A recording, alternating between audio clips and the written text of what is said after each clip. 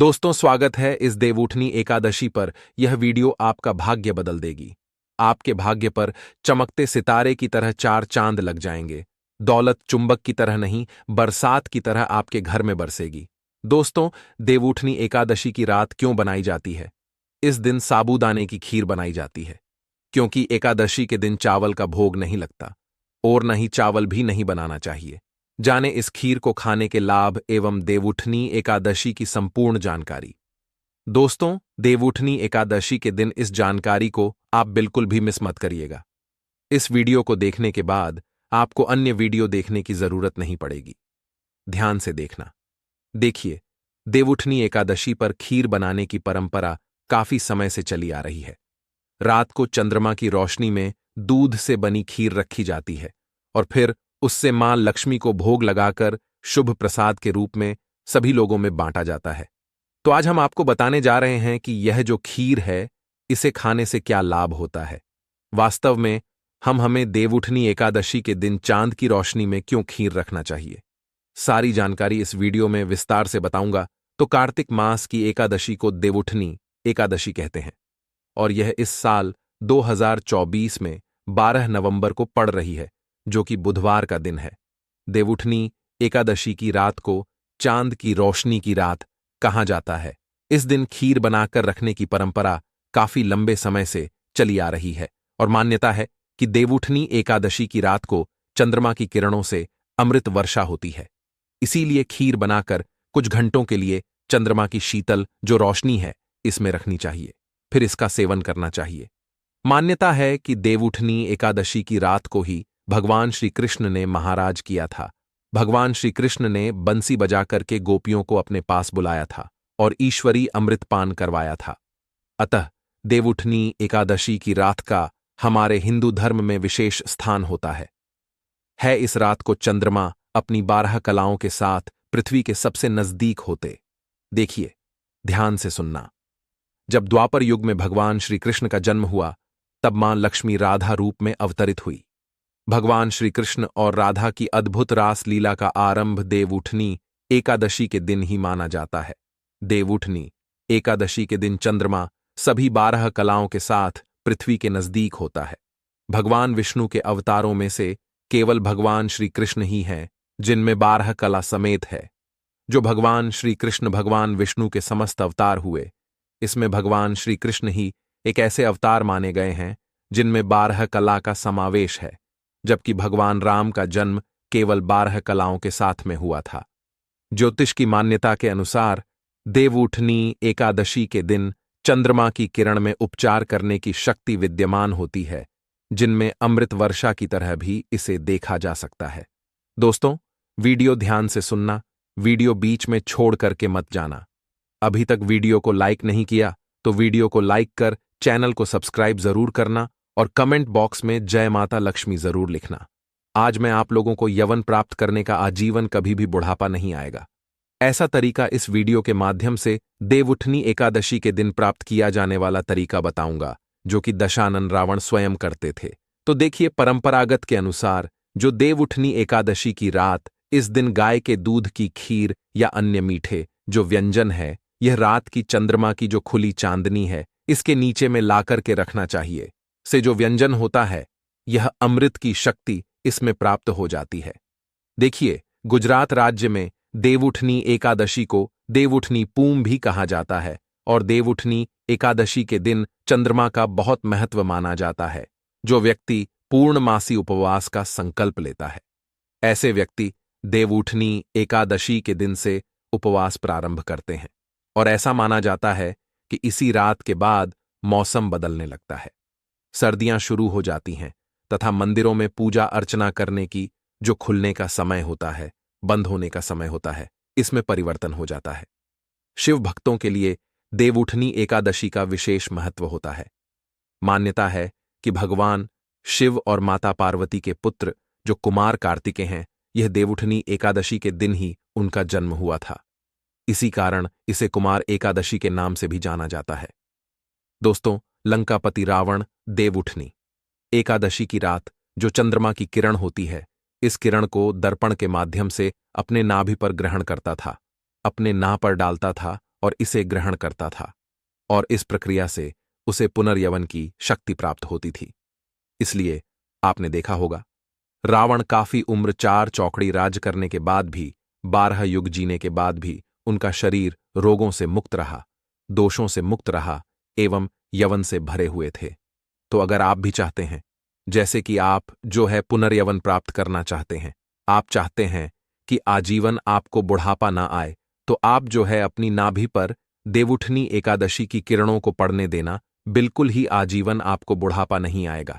लेकिन यह भी कहा गया है, देवउठनी एकादशी की रात 10 बजे से लेकर के मध्य रात्रि 12 बजे के बीच में अगर कोई भी व्यक्ति कम वस्त्रों में घूमता है, ज्यादा वस्त्र नहीं पहने होता है, तो हो सके तो सभी वस्त्रों का त्याग कर देना चाहिए, कम ही वस्त्र पहन करके घूमना चाहिए। तो ऐसे व्यक्ति को ऊर्जा की प्राप्ति होती है, ऐसे व्यक्ति को बुढ़ापा नहीं आता, ऐसे व्यक्ति को रोग एवं दोष छू भी नहीं पाते। तो आप जो है यह उपाय करके देख सकते हैं। पौराणिक मान्यता के अनुसार देवउठनी एकादशी के दिन माता लक्ष्मी का अवतरण हुआ था। जी हां दोस्तों, जब समुद्र मंथन हुआ था, तो समुद्र मंथन में जो माता लक्ष्मी है, इनका जन्म इस समुद्र मंथन से देवउठनी एकादशी के दिन ही निकली थी, और समुद्र मंथन से इस दिन अमृत भी निकला था। ब्रह्मदेव ने इंद्रदेव को कहा कि प्रत्येक वर्ष में आने वाली देवउठनी एकादशी के दिन आप बिल्कुल ही अपने किरणों के माध्यम से पृथ्वी लोक पर, भूलोक पर अमृत वर्षा जरूर करना। और यह जो अमृत वर्षा है, स्वयं चंद्रदेव अपनी किरण के माध्यम से पृथ्वी लोक पर करते हैं। इस अमृत वर्षा से लोग रोग एवं दोषों से मुक्त होते हैं। इसलिए देवउठनी एकादशी की रात्रि कम वस्त्रों में हमें घूमना चाहिए, इससे हमारे शरीर में यवन हमेशा प्राप्त होता है। मैं आप लोगों को वीडियो के आखिर में इसका और जबरदस्त चमत्कारी प्रयोग बताऊंगा, जिससे आप आजीवन यवन शक्ति प्राप्त करें रहेंगे, आपको बुढ़ापा नहीं छू पाएगा। तो चलिए इस वीडियो में जानते हैं देवउठनी एकादशी की रात क्या करें और क्या ना करें। अभी तक वीडियो को लाइक नहीं किया है तो वीडियो को लाइक कर दीजिए, और वीडियो को ध्यान से देखना, अधूरा ज्ञान हमेशा खतरनाक साबित होता है।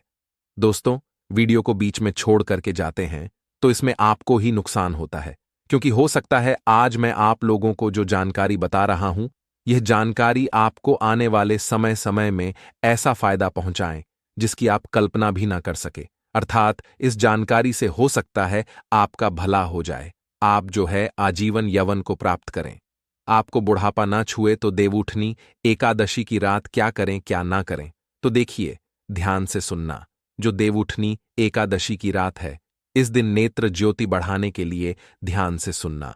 देवउठनी एकादशी की रात 25 से लेकर के 30 मिनट तक चंद्रमा को देखने का अभ्यास करना चाहिए, कम से कम 15 से 20 मिनट तक।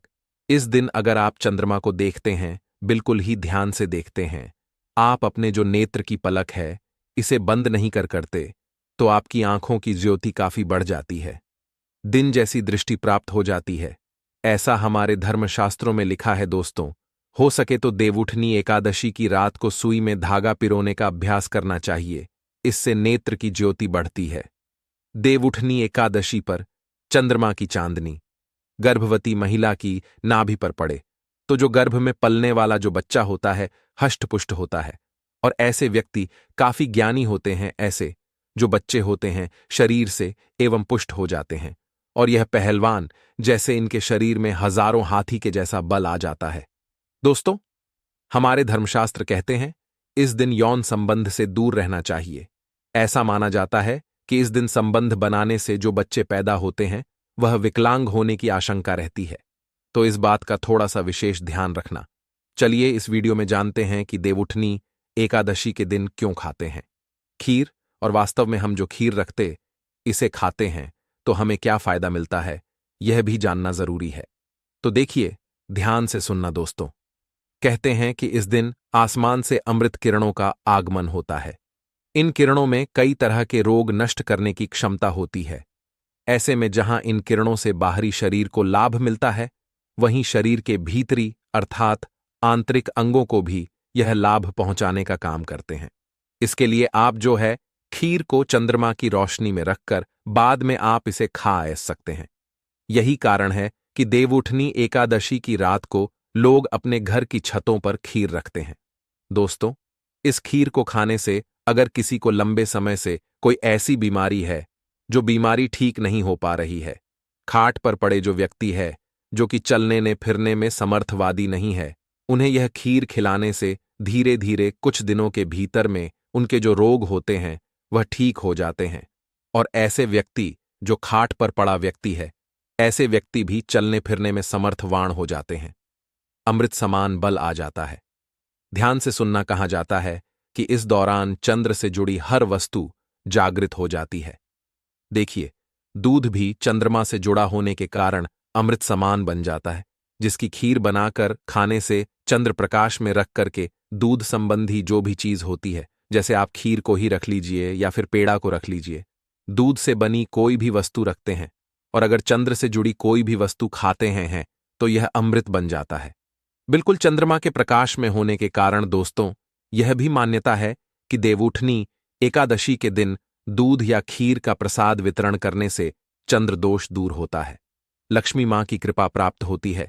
इसलिए कुछ स्थान पर सार्वजनिक प्रसाद बांटा जाता है। और अगर इस दिन आपके पारिवारिक जीवन में, वैवाहिक जीवन में कोई परेशानी आ रही है, चंद्रमा के दोष के कारण, चंद्र से जुड़े दोष के कारण ही वैवाहिक जीवन में परेशानी आ रही है, कोर्ट चहरी का मामला चल रहा है, किसी भी प्रकार का लंबे समय से वैवाहिक जीवन का आनंद नहीं ले पा रहे हैं, तो देवउठनी एकादशी के दिन आप जो है खीर को जरूर खाइए, या फिर देवउठनी एकादशी की रात्रि में कम वस्त्रों में जरूर घूमें। और इस दिन कोई भी जड़ी बूटी को चांद के प्रकाश में रखते हैं तो वह जागृत हो जाती है। हम हर दिन बोलते हैं जागृत चीज हमेशा फल देती है, तो हो सके इस दिन आप चाहे तो तुलसी की जड़ को रख सकते हैं, रुद्राक्ष को रख सकते हैं। इस दिन रुद्राक्ष को रखने के बाद अगर आप धारण करते हैं तो वह रुद्राक्ष सिद्ध हो जाते हैं। ऐसे रुद्राक्ष बहुत ही फलदायी होते हैं। कोई भी जो जड़ी ब्यूटी है वह जड़ी ब्यूटी भी आप इस दिन रखकर फिर बाद में दूसरे दिन चांदी की ताबीज में भरकर पहनते हैं तो जागृत हो जाते हैं, सिद्ध हो जाते हैं, आपको काफी फल प्रदान करते हैं। कोई भी रत्न को रखते हैं वह भी जागृत हो जाते हैं और शीघ्र फल देने लगते हैं। दोस्तों, इस दिन जितना ज्यादा हो सके आपको मंत्र जाप करना चाहिए, उतना ही जल्दी आपको सिद्ध मिलेगी।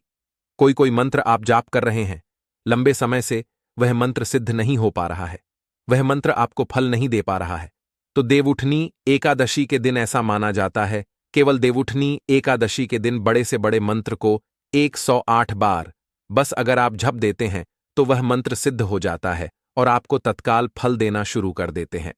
दोस्तों, बहुत से लोग देवउठनी एकादशी के दिन मंत्र जागृत करते हैं। अगर आप इस दिन मां लक्ष्मी का कोई भी मंत्र, जैसे कि ओम श्रीम श्रीय नमः, इस प्रकार के मंत्रों का जाप करते हैं तो अतिशीघ्र यह लाभ देना शुरू कर देते हैं। कोई भी बीज मंत्र है, साबर मंत्र है, इन मंत्रों का जाप करते हैं तो यह भी फल देना शुरू कर देते हैं दोस्तों। और इस दिन देवउठनी एकादशी के दिन मां लक्ष्मी उल्लू पर सवार होकर पृथ्वी लोक पर प्रत्येक मनुष्य के द्वार पर जरूर आती है। इसलिए इस दिन कभी भी अपने घर के दरवाजे को बंद नहीं करना चाहिए। इस दिन हो सके तो रात्रिकालीन 9 बजे से लेकर 3 बजे के बीच अपने द्वार को जरूर खोल कर रखना चाहिए, क्योंकि खुले द्वार पर मां लक्ष्मी बिना पूछे प्रवेश कर जाती हैं। अगर आप माता लक्ष्मी को अपने घर पर बुलाना चाहते हैं तो कमेंट बॉक्स में लिखें, मां लक्ष्मी आपका स्वागत है। हमारे घर में माता रानी के लिए एक लाइक जरूर करें और ऐसे ही ज्ञानवर्धक के लिए आपके अपने चैनल को सब्सक्राइब अवश्य करें।